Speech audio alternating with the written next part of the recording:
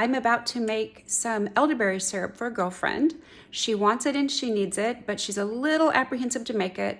So I want to show her and everybody else how simple it really is to do it. I'm actually doing it on the stovetop right now because my Instapot is making soup. So I do normally do it in the Instapot. It takes about 8 or 9 minutes after it comes to pressure in the Instapot. And then of course it has to cool down. So let me show you honestly how easy this is. I'm gonna flip this around so you can see it. So you put your water in the pan. It is, there you go, so there's about 2 cups of water and then 3/4 of a cup of dried elderberries. And you bring it to a boil. And then you let it simmer. I turned it down too low right now, so I'm turning it back up to simmer. It then simmers for about 35 to 45 minutes, and you want it to reduce in half. So after it is reduced in half, you take it completely off the heat and you let it cool down.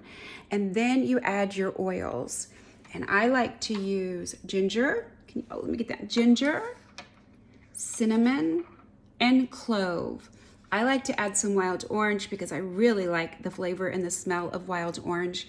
And then I like to use local honey. It's about 3/4 to a full cup of honey. Now here's the thing.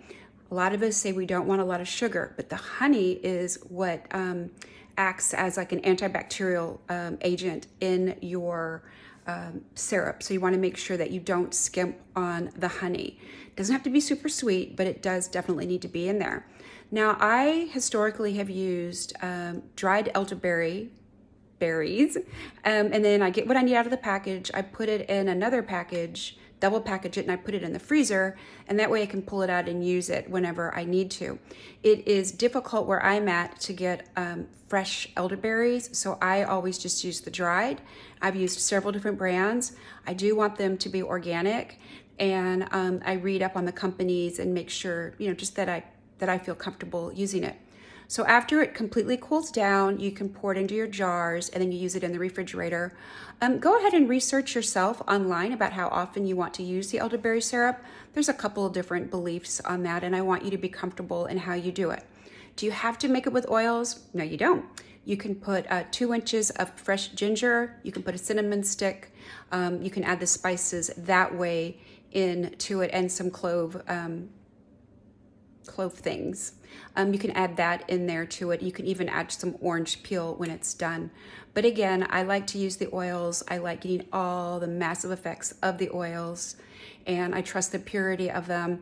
And if I'm gonna use, I believe that using the syrup can help my immune system. And if I'm gonna do that, I wanna do it right. So again, super, super easy to do.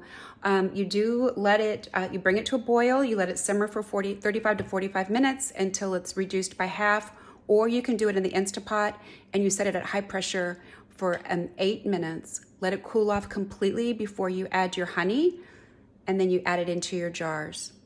Hope this is helpful.